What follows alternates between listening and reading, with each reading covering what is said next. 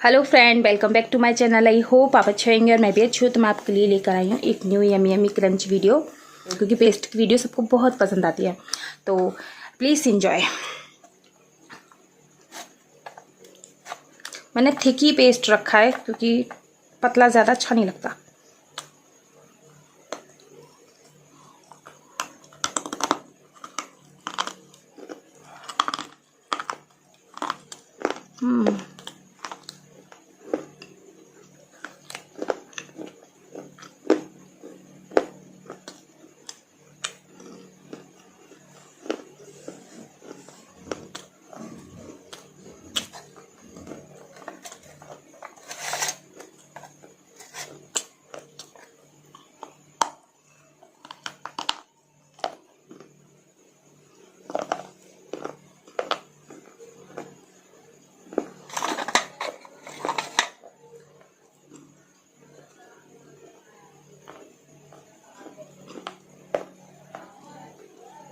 इसका टेस्ट ना फ्रेंड इतना टेस्टी और इतना अर्दी है ना, बाय गॉड।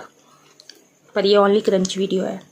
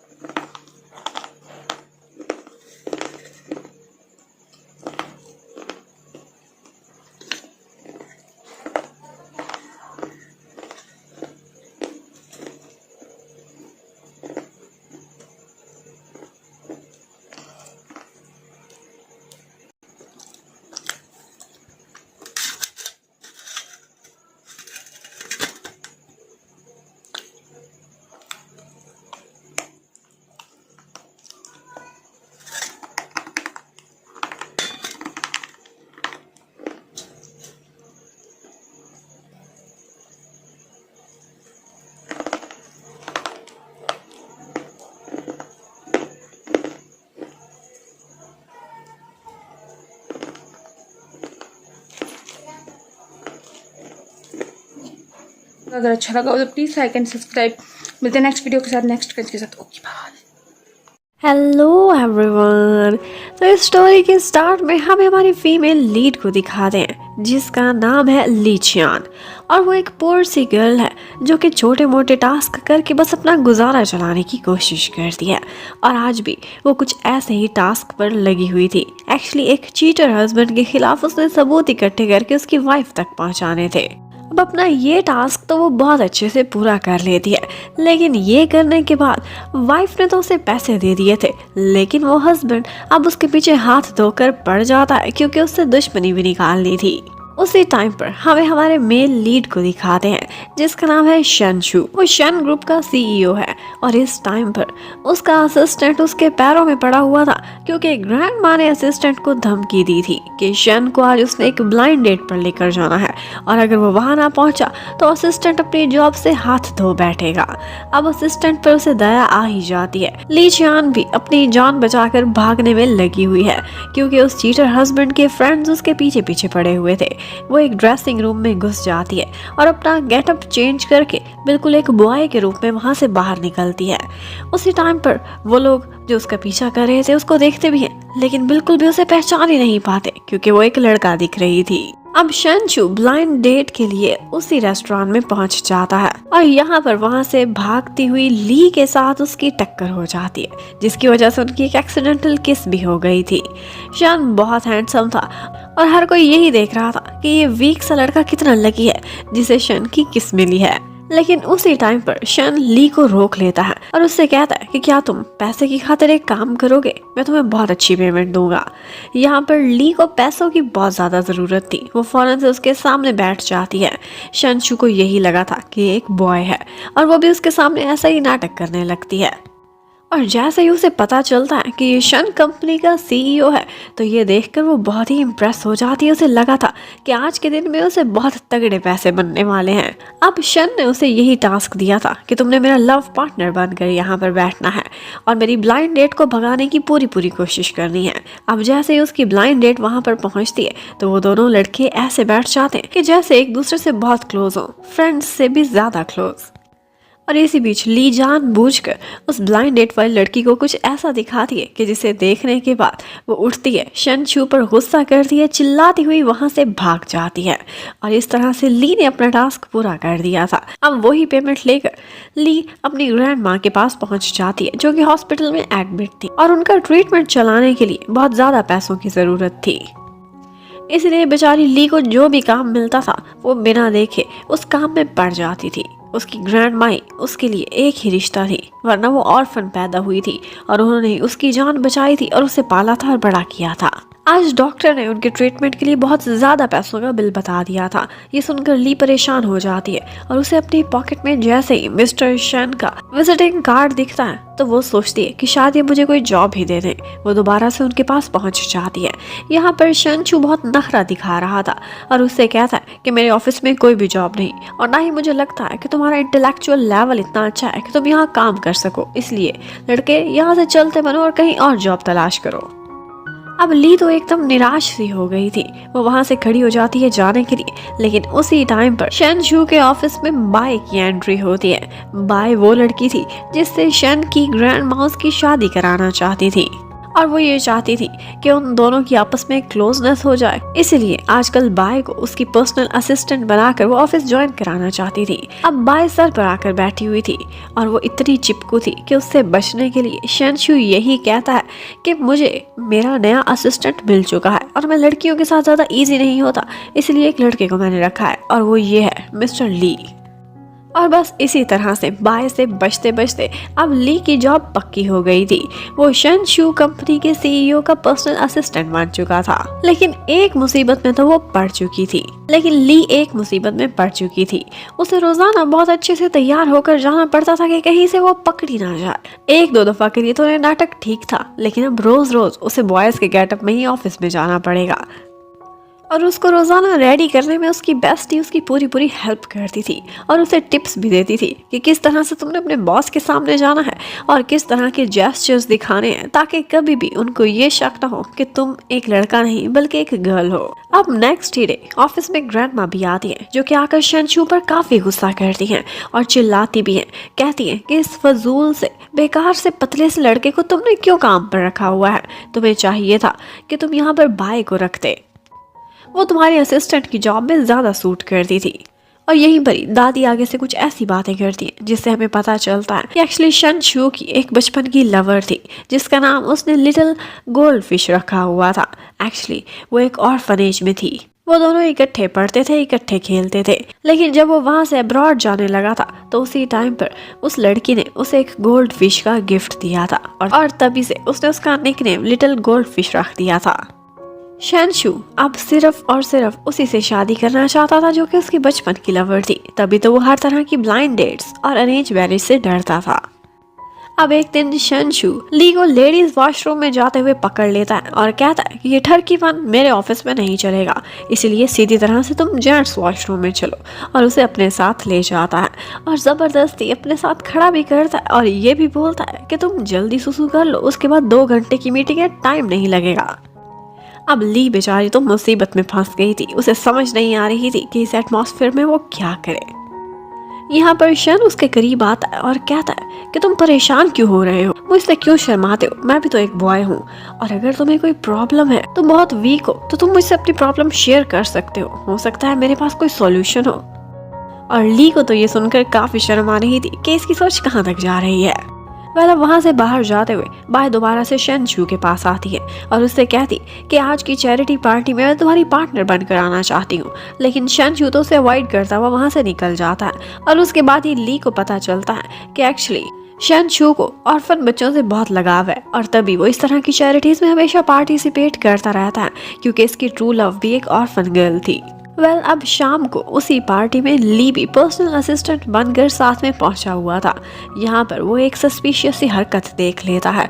एक्चुअली बाय ने शन की ड्रिंक में कोई ड्रग्स मिलवा दी थी और ये सब कुछ होता हुआ ली ने देख लिया था, लेकिन इससे पहले कि वो शन को कुछ भी बताती उसके पास बाय आ जाती और उससे कहती है कि तुम छोटे से लड़के हो, इसलिए इन बातों को नहीं समझोगे, तुम्हारे लिए यही बेहतर होगा कि पैसे लो और अपना मुंह बंद रखो। तुम ऑफ कोर्स शन के नए पर्सनल असिस्टेंट हो, उसके काफी क्लोज हो, तो ऐसा करो, ये ड्रिंक उसे पिलाने के बाद तुमने उसे इस रूम में लेकर आना है जहाँ पर मैं उसका वेट कर रही हूँ, और इसके बदले उसको बहुत सारे पैसों की भी ऑफर कर दी है। और जैसा कि हम जानते हैं ली को तो हमेशा से पैसों की ज़रूरत थी, तो वो चुपचाप अपना मुंह बंद कर लेती है क्योंकि उसे लगा था कि इवेंचुअली इन दोनों की तो आपस में शादी होनी ही है। तो यहाँ पर शन जब ड्रंक होता है तो वो उसे अपने साथ रूम नंबर 909 में ले जाती है। शन ड्रंक होकर बहुत आउट ऑफ कंट्रोल हो रहा था। यहाँ पर हर टाइम पर ली को उसकी फिक्र लगी रहती है, तो वो सारा समय उसकी हेल्प करती रहती। यहाँ पर शन इतना ड्रंक हो गया था कि वो ली को अपना बॉस समझ रहा था और खुद उसका सेक्रेटरी बना हुआ था, और इसी से फायदा उठाते हुए ली उससे अपनी बहुत सारी बातें भी मनवाती है और एक बॉस की तरह उस पर ऑर्डर भी जमाती रहती है।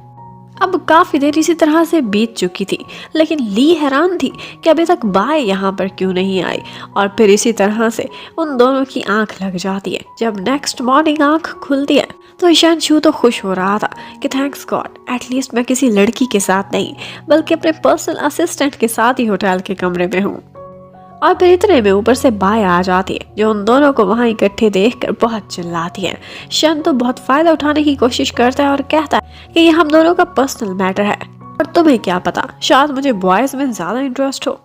लेकिन ली तो यहाँ पर बाय के पीछे पीछे चली जाती है और उसे यकीन दिलाने की कोशिश करती है कि तुम ही कमरे में नहीं आई थी, और यहाँ पर उसे पता चलता है कि रूम नंबर 909 नहीं बल्कि 606 था, जिसमें सारी रात बाय बैठी अकेली ही उसका वेट करती रही थी। अब इतनी मेहनत की थी लेकिन फिर भी ऑफ कोर्स ली को पैसे तो मिलने वाले नहीं थे, तो यहाँ पर बाय वहाँ से निकल जाती है, लेकिन वो अभी भी ऑफिस में बार बार ली से बदला लेने की कोशिश करती रहती थी क्योंकि उसे लगता था कि इसकी जॉब चुराने में ली का हाथ है, वरना आज शायद वही पीए बनी हुई होती मिस्टर शन की। वो आज उससे बदला लेने के लिए उसे एक टास्क पर भेज देती है कि तुमने एक मिस्टर से जाकर एक कॉन्ट्रैक्ट साइन कराना है। लेकिन हैरत की बात थी कि कॉन्ट्रैक्ट साइन करने के लिए उसे एक क्लब में जाना पड़ेगा और वहाँ पर जो मिस्टर जिन था वो थोड़ा रंगीन मिजाज का था। ली तो बस जल्दी जल्दी अपना काम खत्म करके वहाँ से निकलना चाहती थी, लेकिन जिन उससे कहता है अभी ठहरो, हम थोड़ा एंजॉय तो कर लें। और उसी टाइम पर शन शू को भी अपने असिस्टेंट के थ्रू पता चल जाता है कि आज ली कहाँ पर गया हुआ है। उसे उसकी फिक्र होने लगती है क्योंकि उसे सिर्फ इतना ही पता था कि वो एक भोला भाला सा सीधा साधा सा और कम एज का लड़का है। वो मिस्टर जिन को अच्छे से जानता था तो वो उसे बचाने के लिए उधर को निकल पड़ता है। और जैसे ही ली को एक लीश पड़ने ही वाली थी उसी टाइम पर हमारे हीरो की एंट्री होती है। कैन टाइम पर आकर ली को बचा लेता है।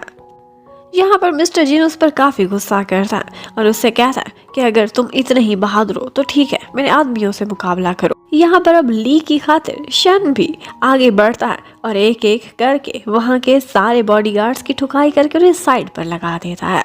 यहाँ पर एक बहुत क्यूट सा सीन भी आता है जब ली तो बहुत डर गई थी, तो उसी टाइम पर शन उसकी आइज पर हाथ रखता है और एक घुटने को ठिकाने लगाता है। ये सारा कुछ करते हुए शन बहुत ज्यादा अट्रैक्टिव लग रहा था और ली की धड़कनें तेज हो गई थी क्योंकि ऑफ कोर्स वो तो एक गर्ल थी और इतने हैंडसम बॉय को वो बहुत मुश्किल से रेजिस्ट कर रही थी। अब उसके बाद वो 1, 2 और 3 तक काउंट करता और उस क्लब से उसका हाथ पकड़कर उसे अपने साथ भगा कर ले जाता है। ली सोचने लगती है कि इसे देखकर मेरा हार्ट फ्लटर क्यों कर रहा है, जबकि उसी टाइम पर हमें दिखाते हैं कि एलिवेटर में प्रॉब्लम हो जाता है जिसकी वजह से शन बहुत ज्यादा डर गया था। वो अंधेरे से डरता था, उसे फोबिया था। तो यहाँ पर ली उसकी हेल्प करती है। वो बार बार उसके पास आती थी, उसे कोई ना कोई बात सुनाती थी, लाइट जलाने की कोशिश करती थी ताकि वो डरे नहीं। यहाँ पर वो उसे काम करने के लिए एक सॉन्ग भी सुनाती है और ये वही सॉन्ग था जो कि बचपन में लिटिल गोल्ड फिश शन को सुनाया करती थी। ये सुनते ही उसे काफी हैरत होती है और फिर हमें फ्लैशबैक में दिखाते हैं कि एक्चुअली लिटिल गोल्ड फिश की बैक पर एक स्कार था और वो स्कार बिल्कुल गोल्ड फिश के निशान का था। तभी तो उसका ये निक नेम पड़ चुका। वो आज जब ये सॉन्ग सुनता है तो उसे अपना फर्स्ट लव याद आ जाता है। वो उसे देखकर हैरान होता है और उससे पूछता है कि तुम कौन हो। वो आगे से कहती है कि मैं तो ली हूँ, ली चियान, आप मुझे अच्छे से जानते हैं। और इतने में एलिवेटर ठीक हो जाती है और शन वहाँ से बाहर चला जाता है। जब ली घर जाती है वो शावर ले रही थी तो उसी समय हमें दिखाया जाता है कि उसकी बैक पर एक गोल्ड फिश वाला स्कार है। इसका मतलब है कि लिटिल गोल्ड फिश वही गर्ल है। अब शन को समझ नहीं आ रही थी कि उसे पता नहीं क्यों ली से काफी ज्यादा लगाव होता जा रहा था। वो आज भी उसके घर के बाहर खड़ा हुआ था और एक बहाने से उसे बुलाने की कोशिश करता है। कहता है कि तुमने लिफ्ट में मेरी बहुत हेल्प की थी, इसलिए मैं तुम्हारे लिए खाना लेकर आया हूँ। मैं तो खाना खा चुका, अब तुम भी जाकर सो जाओ। एक्चुअली उसे वही गेटअप बनाने में काफी टाइम लग जाना था जो करने का उसका बिल्कुल मन नहीं कर रहा था और वो नहीं चाहती थी कि वो ये पहचाने कि वो एक गर्ल है। उधर बाय का गुस्सा देखने वाला था क्योंकि ली उसके बिछाए हुए जाल में से निकल गया था। अब वो ऑफिस में आती है और उस पर चिल्लाने लगती है, इवन कि वो उसके स्नीकर्स को भी काट के फाड़ के फेंक देती है। अब यहाँ पर बाय की और ली की काफी लड़ाई हो गई थी और ये सारा कुछ शन को भी पता चल जाता है। शन यहाँ पर आकर बाय को डांटता है और आइंदा मेरे पर्सनल असिस्टेंट से तुमने कोई भी बात नहीं करनी, जो भी चाहिए मुझसे डायरेक्ट बात करना। अब जब शन देखता है कि उस बेचारे ने फटे हुए स्नीकर्स पहने हुए तो उसे उस गरीब पर बहुत तरस आता है। वो उससे कहता है कि हमारे कुछ क्लाइंट्स ने मेरे लिए शूज गिफ्ट में भेजे थे और वो नए स्नीकर्स हैं, इनमें से जो तुम्हारे साइज का है वो तुम आराम से रख लो।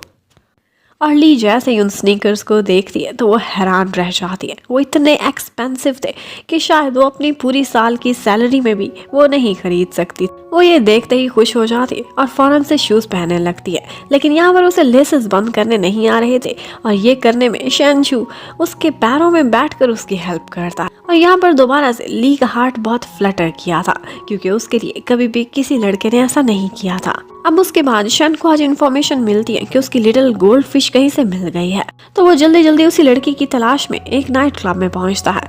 लेकिन इन दी एंड उसे पता चला था कि वो स्कार सिर्फ एक फेक टैटू था जो कि फौरन से मिट जाता है और ये देखकर वो परेशान हो गया था। लेकिन उस लड़की के साथ जो दूसरे बॉयज थे वो उसके पीछे पड़ जाते हैं उससे बदला लेने के लिए।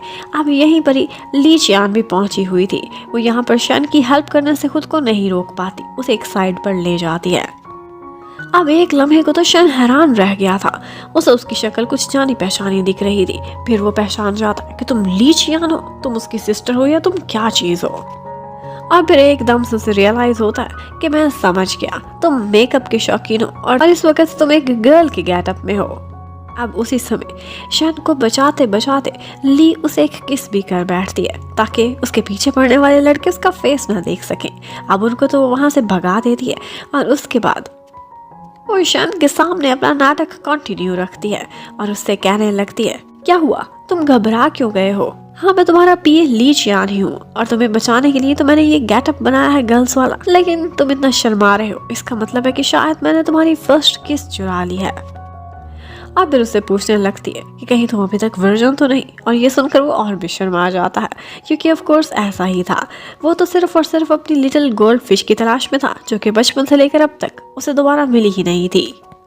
अब हमें नेक्स्ट डे ऑफिस में दिखाते हैं कि ली काफ़ी हैंडसम सा लड़का दिखता था और यहाँ पर ऑफिस की कुछ गर्ल्स उस पर फ्लैट भी हो गई थी और उससे फ्लर्ट करने की कोशिश करती रहती थी। उसके लिए मज़े मज़े के लंच भी प्रिपेयर करके लाती थी और ये सारा कुछ ली काफ़ी इंजॉय करती थी। एक लड़का बन के भी उसे काफ़ी फ़ायदा हो रहा था। यहाँ पर एक गर्ल उसके लिप्स पर मॉइस्चराइजर लगा रही थी कि वहीं पर ही ऊपर से मिस्टर शन आ जाता है और उन दोनों को इस तरह से देखकर कहता है कि अगर ऑफिस में फ्लर्ट करोगे तो मैं दोनों को 500 का फाइन कर दूंगा। और ऑफ कोर्स इतना बड़ा फाइन सुनने के बाद ली के तो तन बदन में आग लग जाती है। वो जाकर मिस्टर शन से रिक्वेस्ट करने लगती है, लेकिन वो कहता है कि माना तुम शक्ल सूरत से अच्छे दिखते हो, लेकिन ये मत भूलो कि ये ऑफिस है। अब ली को भी एक आइडिया आया था, वो उसे ब्लैकमेल करने लगती है और एक बोल्ड से बॉय के अंदाज में नाटक करती है। बोलती है कि फर्स्ट किस मैंने चुराई थी एक लड़के ने। ये सुनकर वो डर जाता है और कहता है ठीक है, लास्ट वार्निंग है, आइंदा ऐसा कभी ना हो वरना सैलरी काट लूंगा। अब उसके बाद उन्होंने अपनी कंपनी के प्रोडक्ट से रिलेटेड एक एड के शूट पर जाना था और उसी शूट पर हमारे सेकंड लीड को दिखाते हैं जिसका नाम टिंग है। वो एक सुपर मॉडल था और उसके पास से गुजरते हुए ली की उसे टक्कर हो जाती है, लेकिन वो ली को रोकता है और उसे कुछ दिखाता है। उसके पॉकेट से एक पैड गिर गया था। ये देखते ही ली को काफी शर्मिंदगी होती है। वो सबके सामने यही बोल देती है कि ये मैंने एक अपनी फीमेल कोलीग के लिए खरीदा था। उनकी नजर बहुत तेज थी। उसे कहता है एक्सक्यूज मी, आपकी पैंट पर भी स्टेन लगा हुआ है। अब ये सुनते ही वो परेशान हो जाती और कहती है कि ये तो केचप का दाग है। लेकिन टिंग बहुत ही रोमांटिक स्टाइल में आगे बढ़ता है, अपनी जैकेट उतार कर उसकी पैंट के गिर्द रैप कर देता है और कहता है कि चाहे सारी दुनिया ने ना पहचाना हो, लेकिन मैं जानता हूँ कि तुम एक क्यूट सी गर्ल हो। अब इस तरह से उन दोनों को इतने क्लोज हुए। शन शू भी देख लेता है जिसे पता नहीं क्यों कहाँ से लेकिन जेलसी हो रही थी। अब जब टिंग वहाँ से गुजर जाता है तो यहाँ पर शन शू उसके पास आता है और उसे देखते ही वो डर गई थी।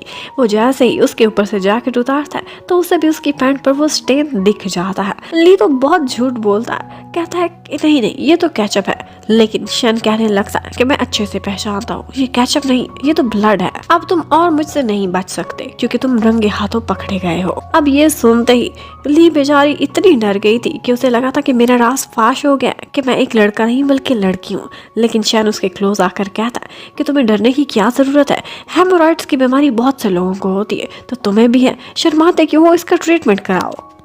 और साथ ही साथ उसे डांटता भी है कि तुम्हें परहेज भी करनी चाहिए। देखो कल ही तुम एक फीमेल कोलीग से लेकर उसकी फिश खा रहे थे तो ये तो होना ही था।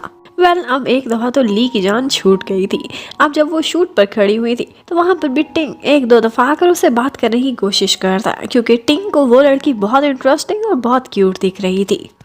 यहाँ पर उस एड में एक लिप प्रिंट की जरूरत थी टिंग के फेस पर, तो उसकी चीख पर कौन किस करेगा। लड़कियों की तो लंबी कतार लगी हुई थी, लेकिन वो कहता कि कोई भी गर्ल मेरे करीब ना आए क्योंकि ये बॉय ये ड्यूटी करने वाला है और वो जानबूझकर ये ड्यूटी ली के जिम्मे लगा देता है। अब ली मना भी नहीं कर सकती थी क्योंकि वो तो एक लड़का बनी हुई थी। अब वो उसे लिपस्टिक लगा देते हैं और बार बार उससे शूट लेते हैं। हर दफा टिंग यही कह देता था कि शूट अच्छे से नहीं लिया गया और इसी बहाने वो बहुत सारी किसेस अब तक ली से इकट्ठी कर चुका था।